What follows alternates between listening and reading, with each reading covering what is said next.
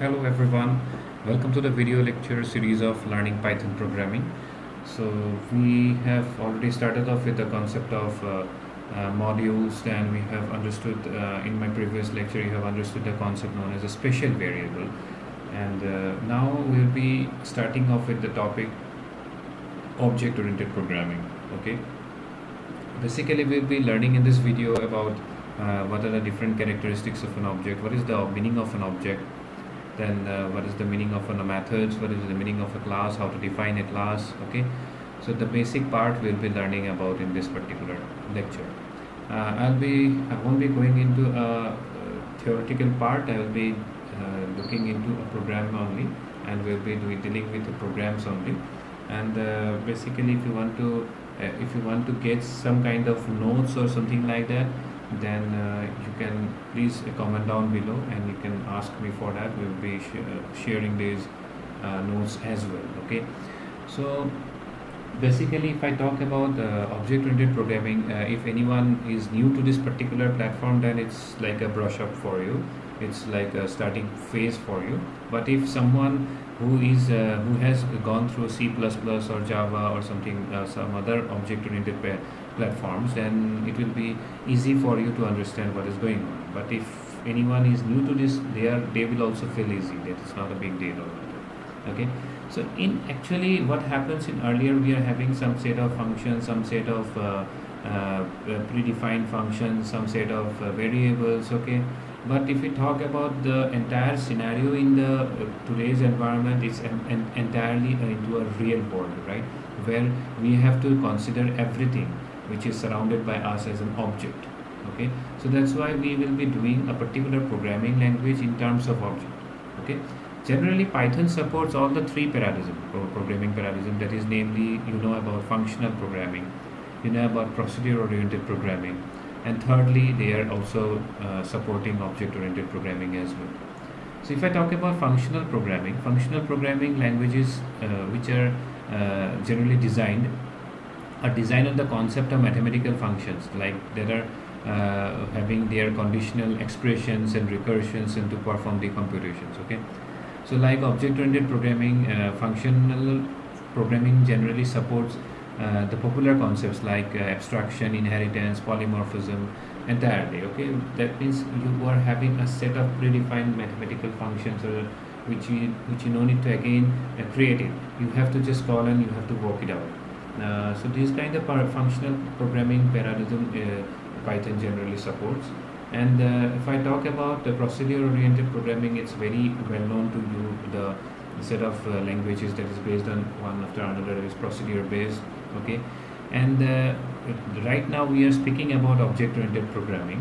So we'll be looking into the concept of how we have to treat every surrounded parts with a particular object. Okay, and we can use that particular object to call particular scenario that you are going to build up.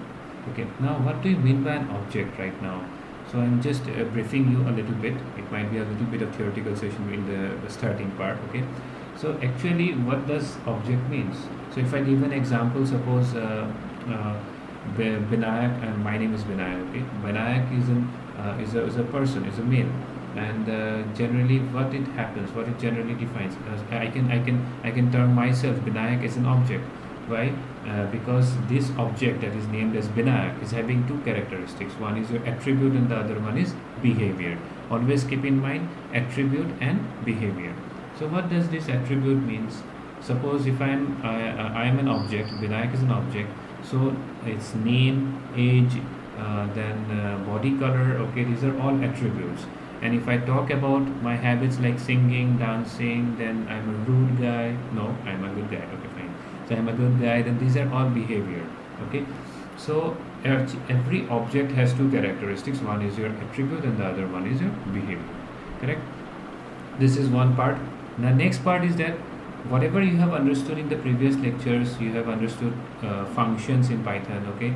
In object-oriented programming, these functions are named as methods. Okay, as cool as that. So nothing more to learn. We will be learning into the programs we'll be learning into the programs while doing the programs. Okay, now we will be moving into the class. Okay, so let us start off with a program, Let us start off with a module, and already I have created like earlier. Okay, so let me explain to you what is class all about. A class is generally, you can say, a bookish word, blueprint of an object. Okay, so you can say it's a code template where you can code an environment for creating any objects. Okay, and objects have generally any member variables, its member variables, and have a behavior associated with them. So it's this object is being generally being created by using the constructor of a class. That's it. So generally, if I ask you what do you mean by class, we can think a class as a sketch of a like of a Binayak with the labels. Okay, labels like name, color, size, etc. And based on these descriptions, we can learn about the concept of the object named Binayak. Okay, thank you.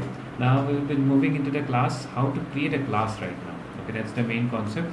Okay, so I will take a simple example and I will try to give you the basic idea how to create a class and how to create a method inside it. Okay, so if I talk about it starts with class keyword. Okay, and in this class keyword, as if you have studied earlier about C++ or other object-oriented parallelism, when you are defining a class, it starts with the class name starts with a capital letter. The same goes here. So suppose I am just defining a class name as let it be a car. Okay, so I am fond of car, so I have defined the class name as car. So after this class name has been created, so this class consists of the attributes which is in the form of variables and behavior which is in the form of methods. Okay, so firstly I have to define a particular method. And how to define a particular method, you know. How to define a function, you know. How to define a method, both are same. Okay, so I have defined a method like access. Access means accessories. Okay, accessories of a car. Okay, if I give a function bracket, automatically it comes self. Now in the next lecture I'll be explaining you the concept of self keyword. I'll be explaining you one more special method that will be dealing with it. Okay, this self actually for the time being you just understood that this self actually creates an instance of a class. Okay, how does it work? I will just let you know. After this accessories, I am just printing here. After creating this method, I am just simply printing here. Suppose I am having audio system. Okay, I am having suppose wiper. Okay, I am having suppose a jack. Okay, so these are few accessories that I want right now, so I have printed that. Now this is what I have defined. This is what I have defined, a method inside the class named as car. Okay, now definitely as I have told you, I have to deal everything with the help of an object. I have to treat everything as an object, so I have to create an object right now.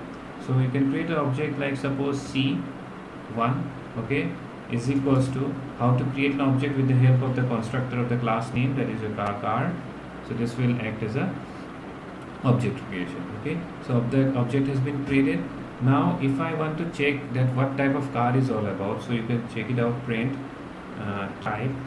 Okay, then I can write down the object name. Okay, object was what? Object was C1. Clear? So if I run this particular code, what will be the output? Let me check. Okay, it's defining that the class is of main __ main dot car. That means it defines the class name as the car and it defines the module name as __ main. So it generally defines the type of class, what it generally is all about. It's __ main, that is nothing but the main part. Okay, so because it has been initialized as the initial module, so it has been declared as a main module. Okay, now if I talk about how to call this particular accessories, how to print this, I have created the object, you understood. I have defined the class name, I have defined the method inside it, and I want to call this particular method. How to create it, how to call this? I can use like this. Either I can write like this C1 dot xc. Once I press dot, it has given what is the object, what is the method it is having, access. Okay, directly I can click it. Okay. So if I run this, then the output will be your audio sys wiper jack. So I have successfully called the particular method that I have created under the class name card. There is other way also you can call like this. You can write down the class name as card dot, okay, see access is given, okay, so I can click here as access, and inside the access you have to call. Suppose if I run this, what will be the output? See, there is an error. The type error says that access, which is the method that you have defined, missing one required positional argument self. So if it is self, then what is this? If I write down as a self, also it is working or not, let me check. It's again throwing an error. It's showing name error. Why? Because this car being what? Car is nothing but the class name. It contributes a particular set of attributes in the form of variables and in the form of methods. But how I am going to access? I am going to access with the help of the object. Correct? So in place of self, if I write down C1 and I run this particular program, then definitely it will give the output.